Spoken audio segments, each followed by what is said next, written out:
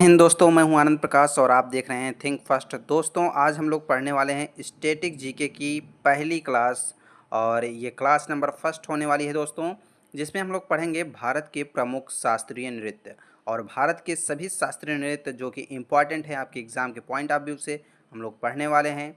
तो दोस्तों, वीडियो को अंत तक देखिएगा। जहाँ पर ट्रिक की आवश्यकता होगी हम लोग ट्रिक भी पढ़ेंगे और वीडियो को ध्यान से देखिएगा दोस्तों, आपको वीडियो अपने आप पूरी तरीके से क्लियर हो जाएगा। तो आइए बिना देर करे देख लेते हैं इस शानदार सेशन को।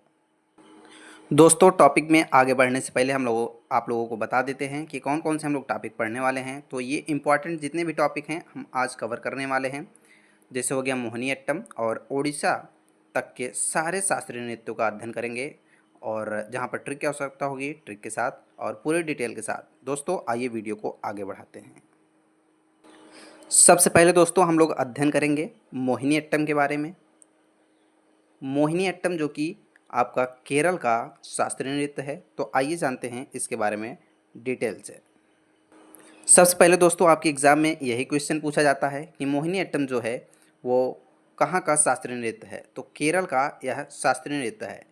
मोहिनी के रूप में विष्णु के पुनर्जन्म में महिलाओं द्वारा हिंदू भगवान विष्णु की याद में यह नृत्य किया जाता है। तो दोस्तों आपके एग्ज़ाम में यही पूछा जाएगा कि आपके जो मोहिनीअट्टम है ये किस राज्य का शास्त्रीय नृत्य है। तो केरल का यह शास्त्रीय नृत्य है। और अगर पूछा जाए कि मोहिनी अट्टम किस भगवान को समर्पित है तो विष्णु भगवान को समर्पित है। दोस्तों, उम्मीद है इतना आपको क्लियर हो गया होगा। अब बात करेंगे दोस्तों हम लोग कथकली के बारे में। तो कथकली के बारे में हम लोग आइए जान लेते हैं विस्तार से। जैसा कि पता है कथकली और जो आपका मोहिनीअट्टम था दोनों ही केरल का शास्त्रीय नृत्य है। तो दोनों आप एक साथ याद कर सकते हैं। मोहिनीअट्टम और कथकली दोनों ही केरल का शास्त्रीय नृत्य है। तो दोस्तों आपके एग्ज़ाम में यही फैक्ट डायरेक्ट बनते हैं कि कथकली भारत के किस राज्य का शास्त्रीय नृत्य है। तो कहाँ का है दोस्तों? केरल का। और कथकली नृत्य संगीत अभिनय का मिश्रण है। इसका दोस्तों नृत्य और संगीत का मिश्रण है और इसमें अधिकतर भारतीय महाकाव्यों से ली गई कथाओं का नाटकीकरण किया जाता है। तो दोस्तों आपको उम्मीद है कि यह भी क्लियर हो गया होगा। अब जान लेते हैं कुचिपुड़ी के बारे में। तो दोस्तों कुचिपुड़ी भी एक मोस्ट इम्पॉर्टेंट है जो कि आपके एग्ज़ाम में बार बार यहाँ से क्वेश्चन बनते हैं। कुचिपुड़ी जो है वो आपका आंध्र प्रदेश का शास्त्रीय नृत्य है। कहाँ का दोस्तों? आंध्र प्रदेश का। तो ऐसे आप लोग इसको जनरेट कर सकते हैं कि कुचिपुड़ी मतलब कच्ची पूड़ी। क्या दोस्तों? कच्ची पूड़ी। कच्ची पूड़ी, कच्ची पूड़ी कहाँ के लोग खाते हैं दोस्तों? आंध्र प्रदेश के लोग। ऐसा आप लोग समझ सकते हैं। तो कच्ची पूड़ी यानी कि कुची पूड़ी। कुची पूड़ी कहाँ का हो गया दोस्तों शास्त्रीय नृत्य? आंध्र प्रदेश का। और इसमें दोस्तों कुछ और डिटेल है उसको आप जान लीजिए।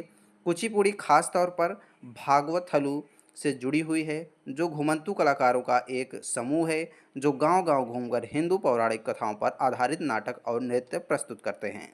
तो दोस्तों उम्मीद है कि आपको यह कुचिपुड़ी कच्ची पूड़ी से याद हो गया होगा।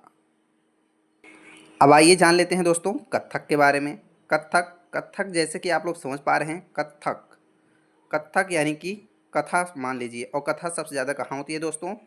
आपके उत्तर प्रदेश में कथा ज़्यादा होती है।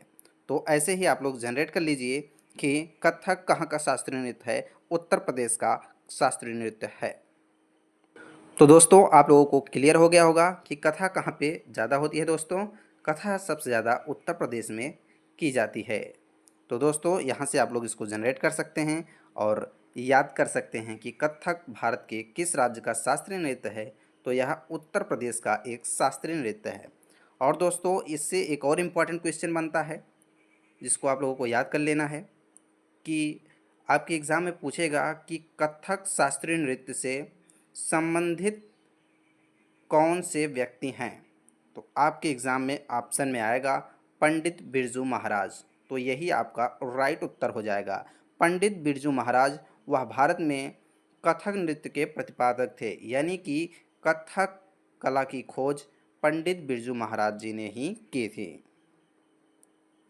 दोस्तों अब हम लोग अध्ययन करने वाले हैं भरतनाट्यम के बारे में। भरतनाट्यम भी दोस्तों बहुत ही इम्पॉर्टेंट है आपके एग्ज़ाम के लिए, क्योंकि यहाँ से एक सबसे इम्पॉर्टेंट क्वेश्चन यह निकलता है कि भारत का सबसे प्राचीन नृत्य किसे माना जाता है। तो भारत का सबसे प्राचीन नृत्य भरतनाट्यम को ही माना जाता है। तो दोस्तों आपको इसको याद कर लेना है, एग्ज़ाम में डायरेक्ट यहाँ से क्वेश्चन आते हैं कि भारत का सबसे प्राचीन नृत्य कौन सा है। तो भरतनाट्यम इसका राइट उत्तर हो जाएगा। और दोस्तों आपको बता दें कि भरतनाट्यम तमिलनाडु का शास्त्रीय नृत्य है। कहाँ का दोस्तों? तमिलनाडु का। तो आप लोगों को इसको याद कर लेना है। और बता दें कि भरतनाट्यम का जनक किसे कहा जाता है? भरत मुनि को। यानी कि भरतनाट्यम से संबंधित व्यक्ति का नाम पूछा जाएगा तो आप डायरेक्ट उसका मार्क करेंगे भरत मुनि। भरत मुनि को भरतनाट्यम का जनक कहा जाता है।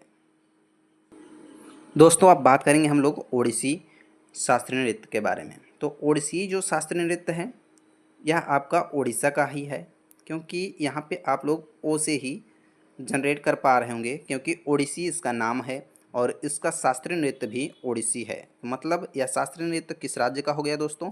ओडिशा का हो गया। और इसके जो जनक हैं, इसके जनक जो हैं ये माने जाते हैं केलुचरण महापात्र। तो दोस्तों इसको भी आपको याद कर लेना है, क्योंकि ओडिसी शास्त्रीय नृत्य के संस्थापक जो हैं केलुचरण महापात्र हैं। जैसा कि दोस्तों इसमें स्पष्ट रूप से लिखा हुआ है कि भारत का एक शास्त्रीय नृत्य यानी कि ओडिसी जो है वो ओडिसी एक शास्त्रीय नृत्य भारतीय शैली की है और इसकी उत्पत्ति भी ओडिसी राज्य से हुई है। तो उम्मीद है दोस्तों आपको यह याद करने में कोई कठिनाई नहीं होगी। सबसे अंत में अब हम लोग डिस्कस करने वाले हैं दोस्तों मणिपुरी के बारे में। जैसा कि मणिपुरी के नाम से ही स्पष्ट हो जा रहा है कि यह मणिपुर का ही शास्त्रीय नृत्य होगा। तो दोस्तों सही में आप लोग इसका सही अनुमान कर रहे हैं, मणिपुरी यानी मणिपुर का ही शास्त्रीय नृत्य है। तो इसको आपको याद करने में कोई कठिनाई नहीं होगी दोस्तों हम आपको बता दें कि यह जो मणिपुर का जो शास्त्रीय नृत्य है ये मणिपुरी ही है और इसके जनक राजा भाग्यचंद्र जी को माना जाता है। तो उम्मीद है दोस्तों आप लोगों को यह वीडियो क्लियर हो गया होगा। अगर दोस्तों वीडियो पसंद आया है तो लाइक करें, सब्सक्राइब करें और दोस्तों के पास शेयर करें। दोस्तों बहुत बहुत धन्यवाद। जय हिंद, वंदे मातरम।